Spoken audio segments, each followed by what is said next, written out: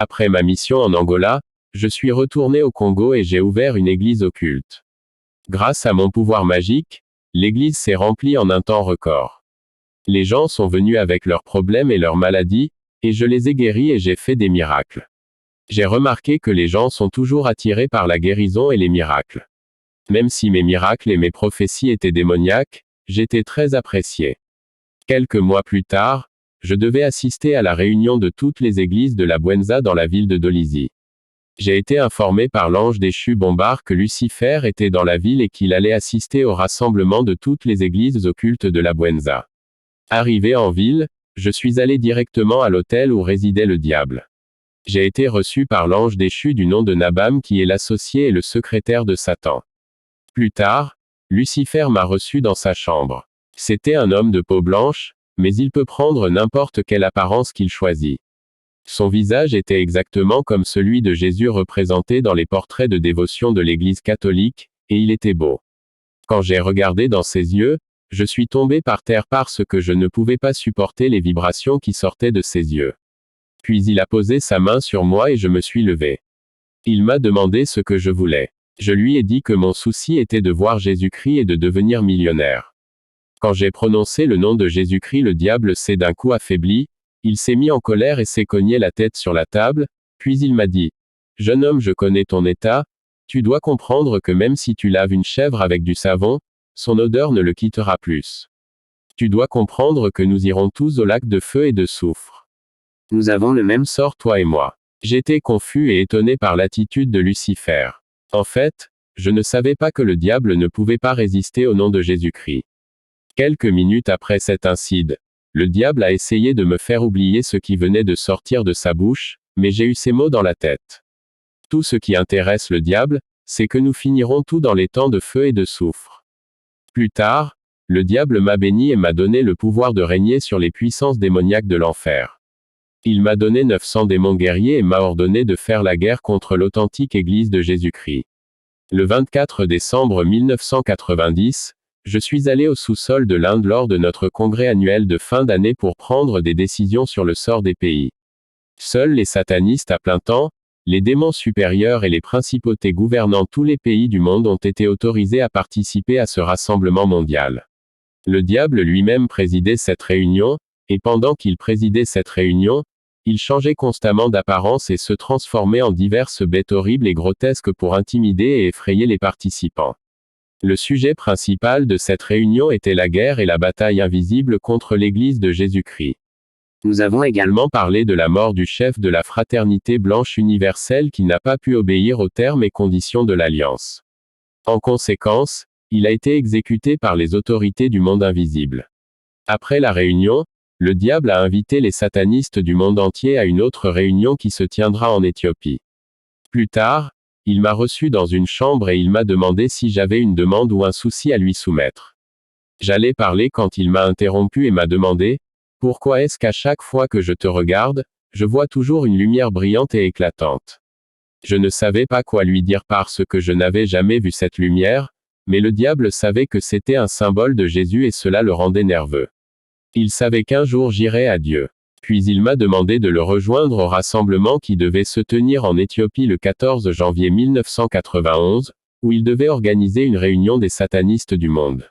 Lors de cette réunion, nous avons discuté de la maladie et des efforts à faire pour propager le paludisme dans toute l'Afrique.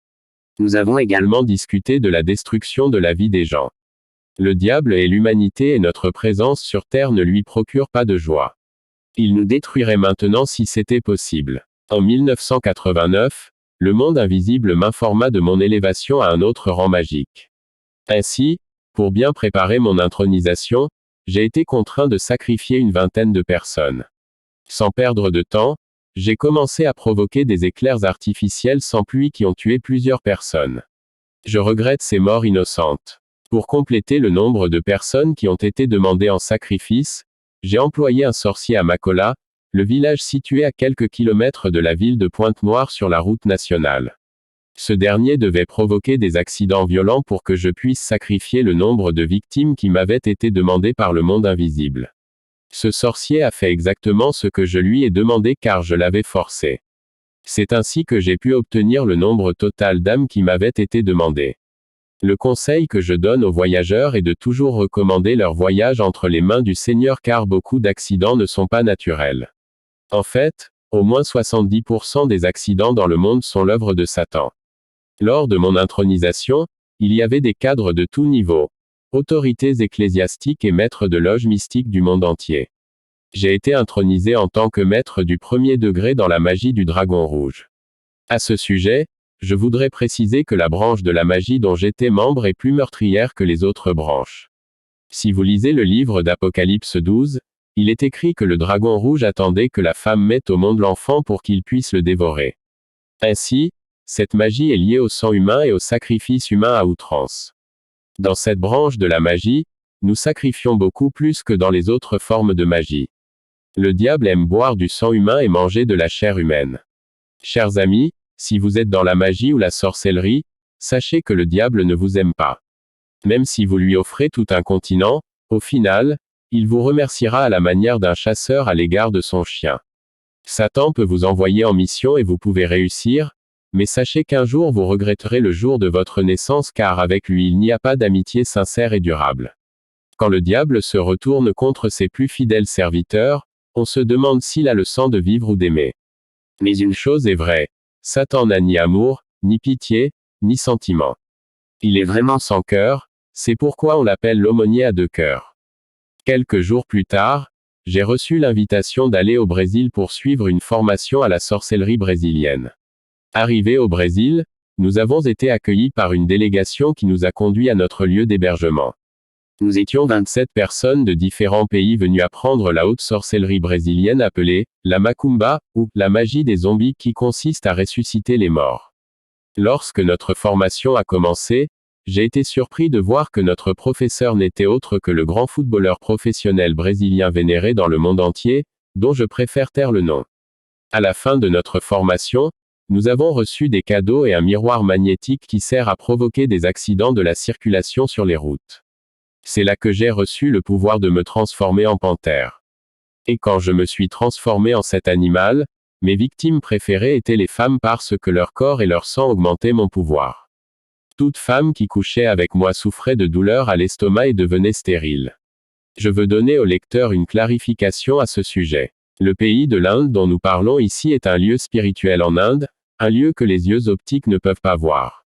Et quand nous y sommes allés, ce n'était pas par des moyens ordinaires, mais avec l'aide d'un tapis magique volant qui nous a permis de nous déplacer rapidement sans problème, c'est-à-dire loin des tracas administratifs des aéroports. Cette réunion était une session d'urgence. Satanistes de haut rang, démons puissants, les forces de l'univers étaient toutes présentes à cette séance présidée par le diable lui-même. Dans cette réunion, nous avons abordé de nombreux points. Religion, politique, santé, sport, économie, etc.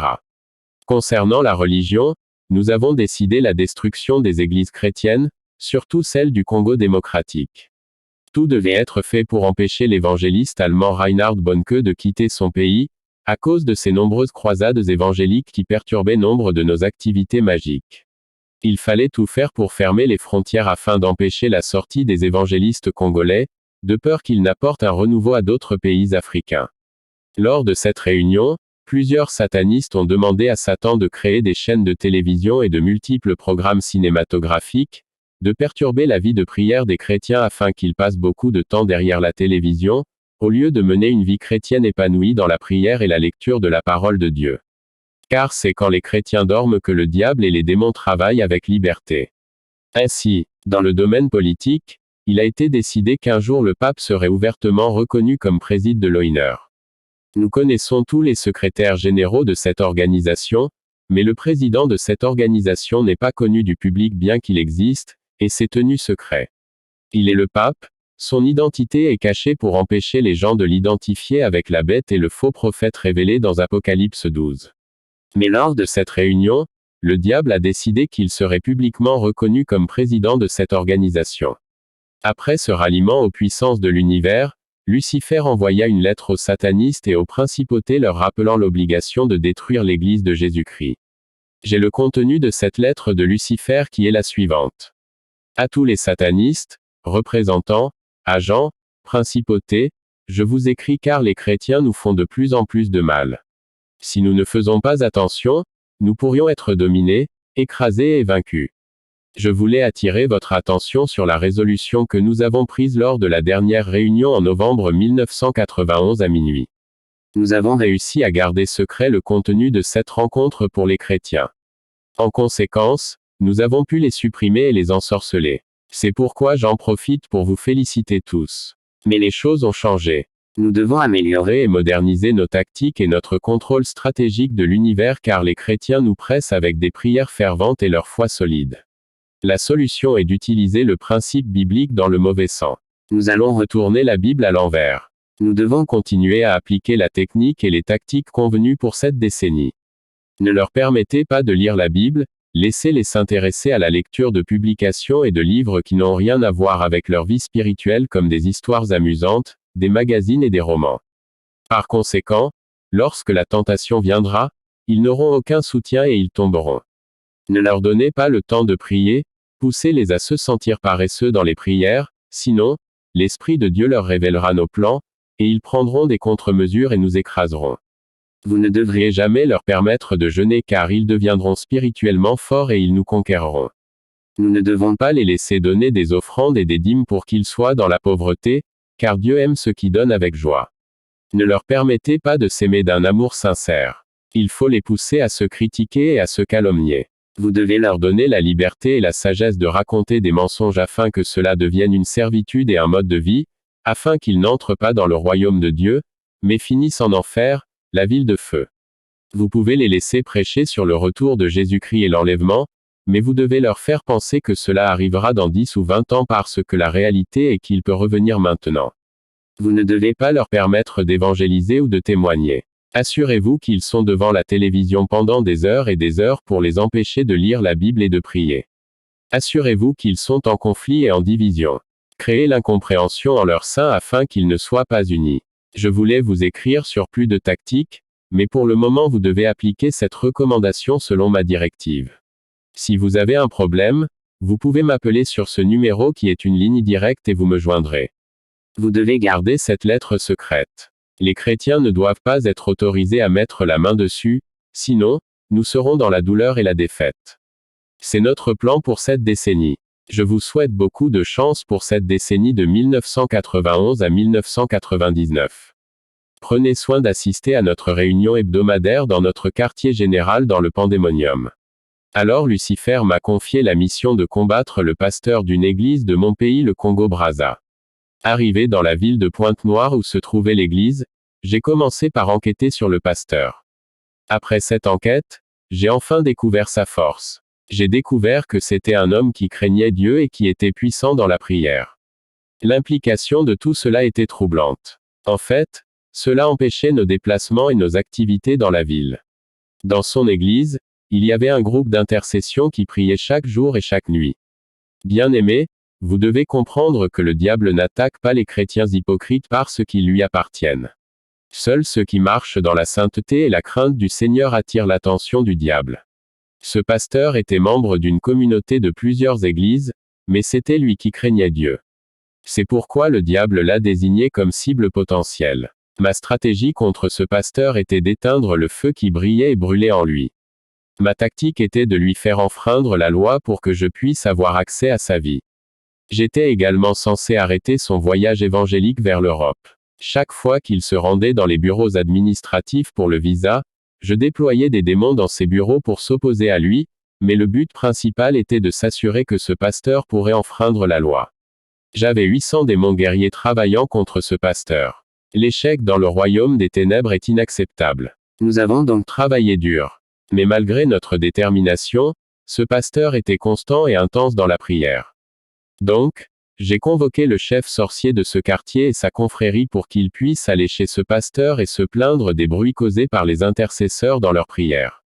En fait, dans toutes les parties du monde, un chef ou secrétaire général des sorciers a été établi. J'ai dit au chef sorcier, rassemblez tous les sorciers de cette zone et allez chez le pasteur, vous devez prétendre que les intercesseurs font du bruit avec leurs prières la nuit et que les gens ne peuvent pas dormir. Alors le matin, les sorciers sont allés voir le pasteur pour se plaindre.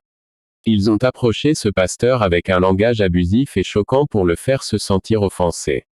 C'est une stratégie puissante qui a réussi parce que le pasteur a réagi avec fierté.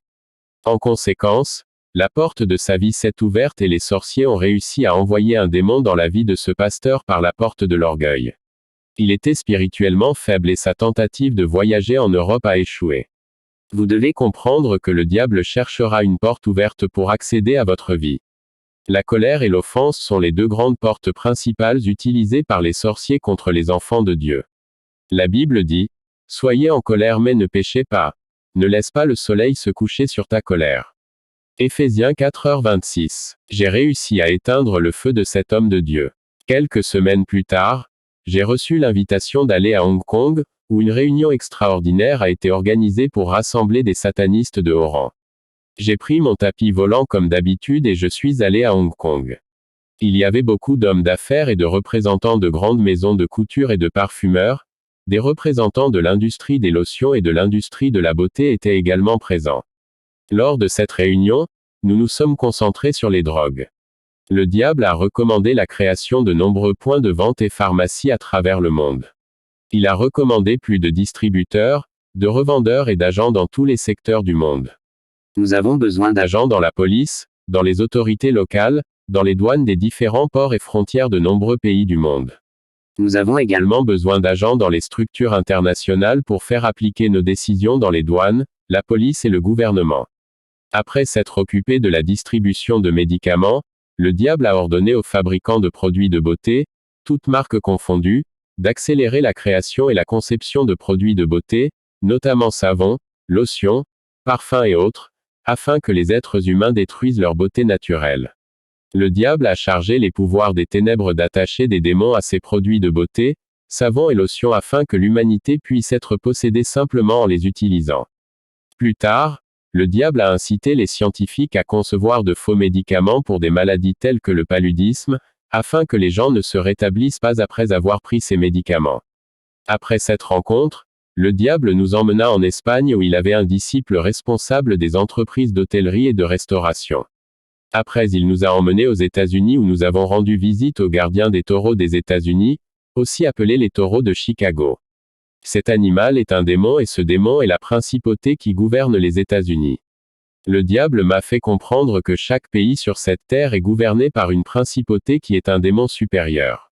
Cette principauté est représentée à l'image d'une bête ou d'un totem, et celle des États-Unis est représentée par un taureau. Quelques jours plus tard, le diable m'envoya en Namibie pour détruire un homme de Dieu qui nous troublait. Après quelques jours, je suis allé dans la capitale de la Namibie. Quand je suis arrivé, je me suis transformé en une belle femme. J'avais atteint un niveau où je pouvais prendre la forme que je voulais. Ensuite, le service de renseignement du royaume de Lucifer qui fonctionne 24 heures sur 24 m'a informé de l'emplacement du pasteur ciblé. J'ai été informé qu'il était allé rendre visite à un membre de l'église, mais qu'il était sur le chemin du retour. Je me suis approché de la route où il devait aller, sous la forme d'une femme faisant de l'autostop. Il conduisait sur la même route et quand il m'a vu sous la forme d'une belle femme, il a arrêté sa voiture. Il était déjà captivé par ma beauté et il me voulait. Quand je suis monté dans sa voiture, j'ai saisi l'occasion. Comme il me désirait, j'ai jeté 30 démons dans sa bouche. Ce sont des démons d'immoralité sexuelle, la fornication et la convoitise. Ils se sont immédiatement emparés de lui et ont commencé à l'influencer. Au bout d'un moment, il a arrêté sa voiture autour de sa maison. Il était censé prendre de l'argent pour qu'on puisse aller à l'hôtel. Lorsqu'il est entré dans sa maison, j'ai remarqué une vieille dame assise près de la porte, c'était sa mère. Quand le pasteur a pris de l'argent dans sa chambre, j'ai approché sa mère et lui ai donné un visage de fille. Et quand le pasteur est sorti de la maison, il a vu la belle jeune femme assise exactement là où sa mère était assise. J'ai manipulé la vision du pasteur pour lui montrer les choses que je voulais. Le pasteur ne se rendit pas compte que la belle fille était sa propre mère, et comme il ne pouvait plus contrôler son comportement sexuel à cause des démons de la fornication en lui, il finit par coucher avec la jolie dame qui était sa propre mère, car sa vision a été manipulée et ils ont tous deux été ensorcelés. Le pasteur, selon lui, pensait qu'il avait pris l'argent, m'a emmené et est allé dans un hôtel où nous avons eu des relations sexuelles, mais j'avais manipulé sa vision, ça ne s'est jamais produit. Il vient de coucher avec sa propre mère. J'étais là dans la voiture. J'ai simplement implanté une fausse vision dans son esprit. Pendant que le pasteur couchait avec sa mère, j'ai pris la forme d'un jeune homme riche, je suis allé coucher avec sa femme et ses filles, et j'ai réussi à mettre l'esprit de fornication dans la maison de ce pasteur. Lorsqu'il a commis un inceste avec sa mère, il a reçu encore plus de démons de la fornication qui ont commencé à l'influencer. Plus tard, il est allé rendre visite à l'un des anciens de son église. Quand il vit qu'il n'était pas présent, il convoita sa femme qui était seule. Il a séduit la femme et ils ont eu des relations sexuelles. Et pendant qu'ils étaient en action, l'aîné est revenu et les a pris en flagrant délit. Il s'est mis en colère et a raconté à l'église ce qui s'était passé. Cette situation était insupportable pour les gens de l'église. En conséquence, cette église a été divisée et a fini par se disloquer. Cette mission en Namibie a été un succès. J'ai été récompensé dans le royaume du diable avec des cadeaux et des promotions. Dans le royaume de l'ennemi, si vous causez la chute d'un homme de Dieu, vous avez de nombreuses récompenses. Les hommes de Dieu doivent comprendre que toutes les femmes qui les approchent ne sont pas nécessairement des femmes ordinaires. Certains sont des sirènes et des démons, d'autres sont des satanistes sous forme féminine. Après avoir terminé cette mission, je suis rentré au Congo où je suis allé voir le diable dans un hôtel où il résidait.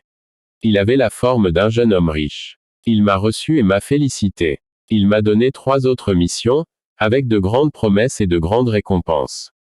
Il m'a demandé d'attaquer l'église en Allemagne où j'avais déjà échoué. Il m'a demandé de combattre les églises de réveil en République démocratique du Congo. Je savais d'avance que c'était une mission impossible car le diable lui-même avec ses anges avait essayé de combattre cette église en Allemagne mais sans succès. Le diable savait que j'avais un signe de Dieu sur mon front, alors il m'a envoyé pour détruire les églises dans l'espoir que Dieu me rejetterait pour toujours. Un jour que je me promenais dans la ville, j'ai vu passer une femme qui portait un enfant. J'ai remarqué que l'enfant avait une lumière qui brillait sur son front. Je savais que c'était un signe de Dieu.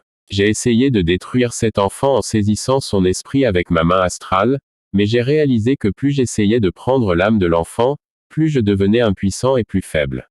C'était étrange, je me sentais humilié. Après cette expérience, le diable est apparu chez moi et il était furieux. Il a dit, « Pourquoi avez-vous essayé de tuer cet enfant sans ma permission ?» Il m'a dit, « Tu dois déménager dans une autre maison. » J'ai fini par quitter ma maison et j'ai déménagé dans un nouveau quartier, mais j'ai rencontré un autre problème. J'avais un voisin qui était chrétien et ses prières m'ont bloqué. J'ai décidé de lui envoyer un pouvoir de séduction, de fornication, et faiblesse spirituelle, afin d'éteindre son feu qui me faisait mal et me bloquait.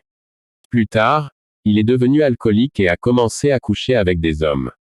Je me suis senti à l'aise alors que son pouvoir diminuait. Puis j'ai voyagé en France où j'ai été invité par le représentant de l'ordre Rose-Croix pour l'échange de connaissances et de pouvoirs occultes. Je leur ai expliqué certains mystères de Satan et la doctrine de Nosa. Je leur ai demandé une certaine compréhension du rosicrucianisme. On m'a dit que tout avait commencé dans l'Égypte ancienne. Mais pendant que nous parlions, quelque chose s'est produit au milieu de notre conversation. Un enfant que j'avais tué en sacrifice humain il y a longtemps est apparu et il était vêtu de blanc. Sur son vêtement était inscrit « Jésus ». Quand nous avons vu l'enfant, nous étions paralysés et nous sommes tombés par terre. Il y avait une puissance qui émanait de cet enfant et quand il a disparu nous nous sommes relevés. Les gens de cette secte de l'ordre Rose-Croix m'ont interrogé sur cet événement. Je n'avais d'autre choix que de leur mentir que c'était le diable lui-même qui nous testait. J'étais confus. Je savais que l'enfant que j'avais tué était innocent. J'étais convaincu d'avoir franchi la ligne rouge et j'étais rempli de peur et de réflexion, j'étais agité et mal à l'aise. Le diable était au courant de cet événement et de mon état de désespoir. Il m'a invité à voyager dans son royaume afin qu'il m'explique en quoi consistait cet événement. Après quelques jours, Lucifer a envoyé une machine volante qui ressemblait à un hélicoptère pour me transporter dans son royaume. Quand je suis arrivé dans le royaume de Lucifer, j'ai été émerveillé par son château royal. Aucune famille royale ou préside sur cette terre n'a la richesse et le luxe comme lui. Il y avait beaucoup de serviteurs et de servantes, beaucoup de biens et ses serviteurs les gardaient. J'ai vu des visiteurs du monde entier. Le diable recevait des gens de toutes les nations de la terre qui cherchaient le pouvoir et la richesse. J'ai remarqué que les domestiques et les femmes de chambre étaient très bien habillés. Cela m'a rappelé les hommes en uniforme de l'armée du salut. Ce palais royal était décoré avec un goût exquis et raffiné. Dans ce château, j'ai rencontré une femme qui s'appelait la Dame de Fer. Elle est l'une des épouses de Lucifer. Son pouvoir dépasse le pouvoir de tous les hommes. Ensuite, j'ai été reçu et emmené dans la salle d'attente, puis le diable m'a reçu et m'a donné une explication sur l'apparence de cet enfant. Il m'a aussi donné quelques assurances. Quelques jours plus tard, je retournais sur Terre. J'avais mon sanctuaire mystique dans la montagne, près de la brousse où je me reposais et m'isolais.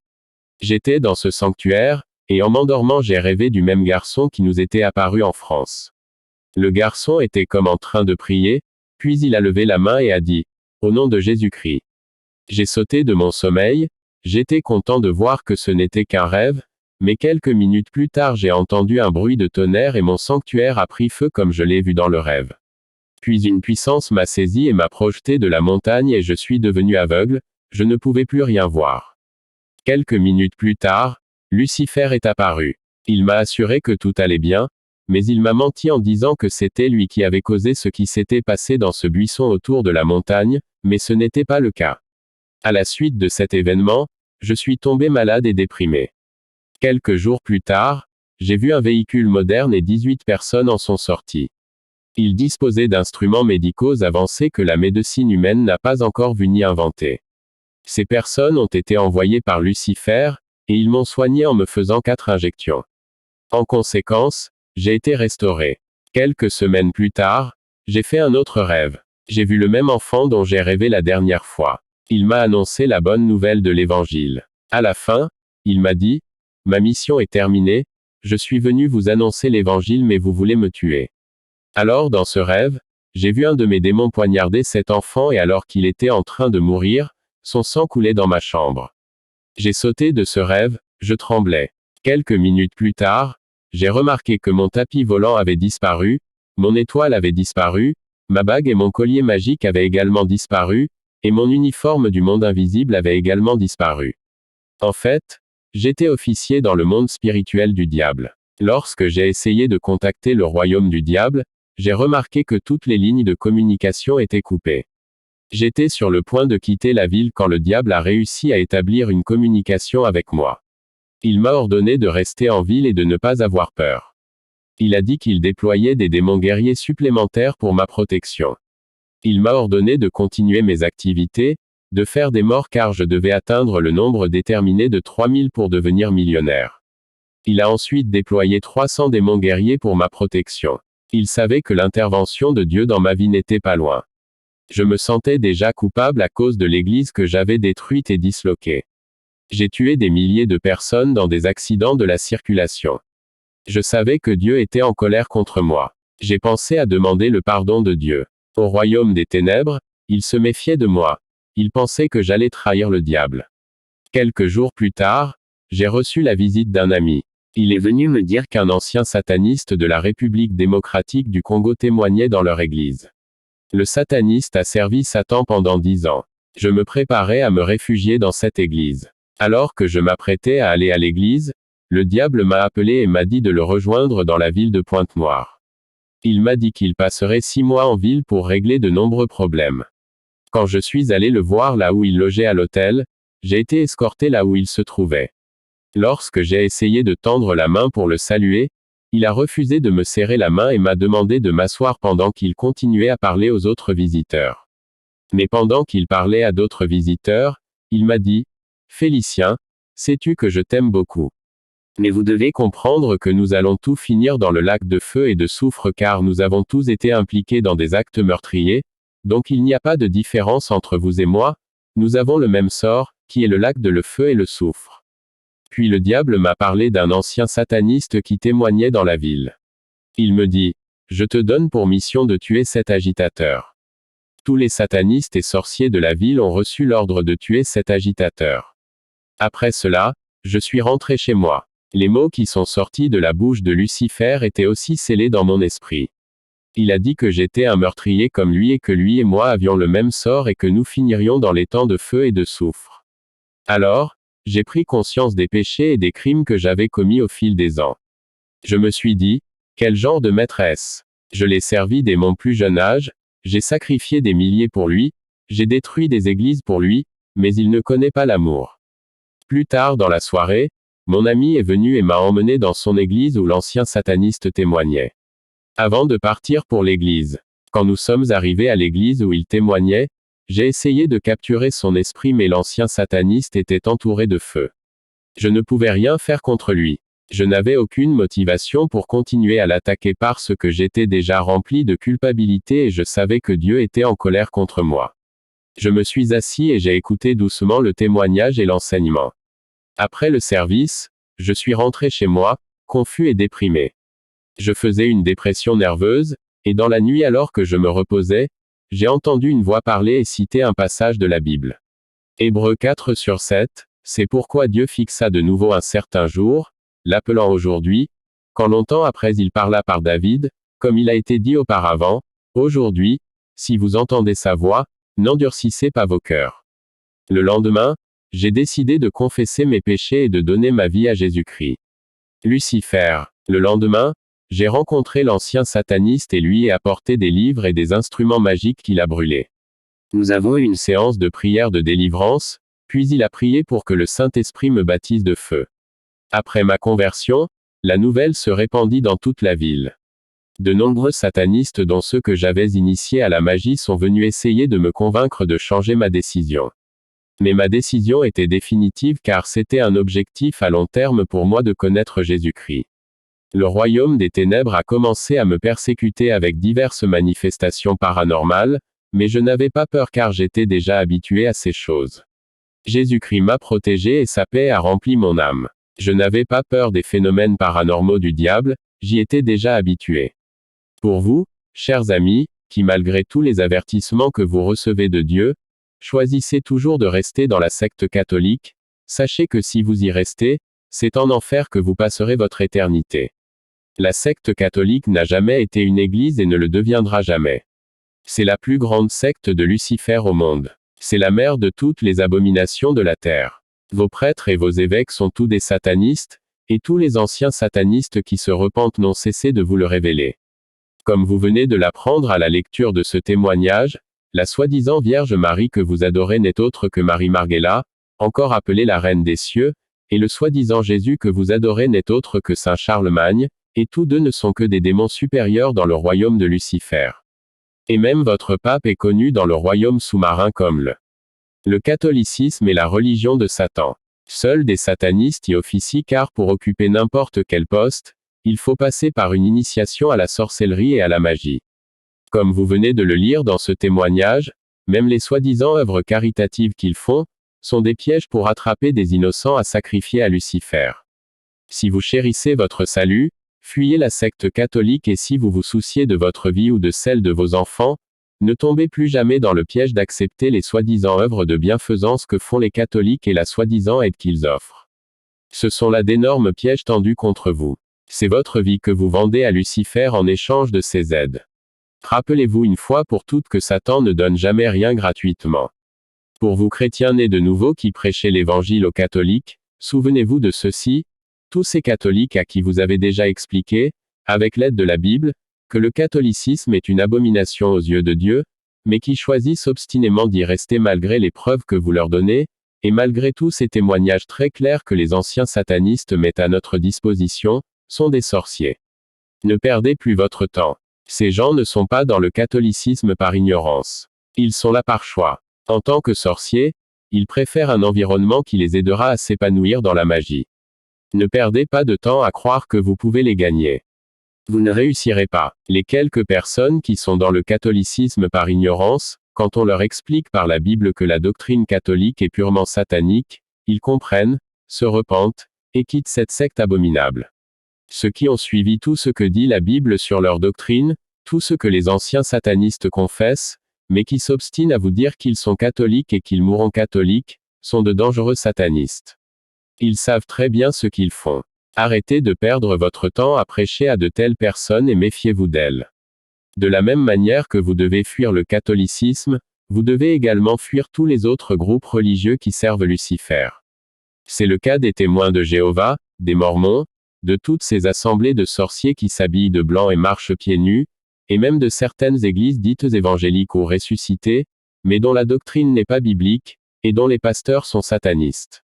Chrétiens, le Seigneur nous a révélé le secret de la victoire. Pour être victorieux contre tous ces projets et autres attaques sataniques, nous devons vivre une vie de sanctification, et mener une vraie vie de prière. Il est temps pour vous de vous réveiller et de prendre le combat au sérieux. Si tous les chrétiens se réveillent, choisissent de devenir sérieux avec Dieu et forment des chaînes de prière où qu'ils soient, toute l'Église sera victorieuse. L'appel est lancé. Nous devons tous nous réveiller pendant qu'il est encore temps. Faites l'effort d'organiser des chaînes de jeûne et de prière durant toute la période du 24 au 31 décembre, pour disperser ce grand rassemblement satanique qui a lieu chaque fin d'année, et au cours duquel toutes les décisions auxquelles nous sommes soumis sont prises. Plutôt que de tomber dans le piège du monde et de se régaler en criant « Joyeux Noël » et maintenant que vous savez d'où viennent la plupart des produits que vous trouvez sur les marchés et les supermarchés, faites très attention à ce que vous achetez et à ce que vous mangez. Et pour ceux d'entre vous qui mangent encore de la viande, si vous ne voulez pas manger de chair humaine, ne mangez que la viande des animaux que vous avez élevés vous-même. N'envoyez pas des personnes dont vous ne connaissez pas la nature spirituelle, faire des courses pour vous. Lorsque les satanistes font nos courses, les produits qu'ils nous apportent ne viennent souvent pas du marché. Avec toutes les révélations que Dieu nous donne, nous devons être plus vigilants. Pour vous tous qui êtes encore attachés au football ou à d'autres sports, et qui êtes supporters de telle ou telle autre équipe, sachez que c'est un culte que vous rendez à Satan en soutenant des équipes composées de sorciers, et en vous réjouissant des victoires prévues et décidées dans le monde des ténèbres. Ce que vous venez de lire dans ce témoignage vous aidera à comprendre ce que j'essayais de vous dire sur ce célèbre sataniste nigérian, qualifié à tort de prophète, qui a prédit avec justesse l'issue de la Coupe d'Afrique des Nations 2012 entre la Zambie et la Côte d'Ivoire. Le soi-disant prophète, qui est un sataniste, avait prédit que la Côte d'Ivoire raterait un pénalty pendant le match et que la Zambie finirait par gagner le match. Les naïfs y avaient trouvé une preuve que ce fils du diable serait bien un prophète. Il n'est rien de ce genre. Ce n'était pas du tout une prophétie. Ce sataniste est l'un de ceux qui participent à cette rencontre mondiale des satanistes en Inde. Il peut donc librement vous donner des informations comme celle-ci justement parce que tous ces résultats sont décidés lors de cette réunion. Ce sataniste n'est pas le seul à connaître les résultats avant les matchs. Ne soyez pas dupes. Pour ceux d'entre vous qui continuent à croire que ce sataniste est un prophète de Dieu, sachez qu'un vrai prophète de Dieu a beaucoup de travail à faire que de s'occuper de futilités comme le football.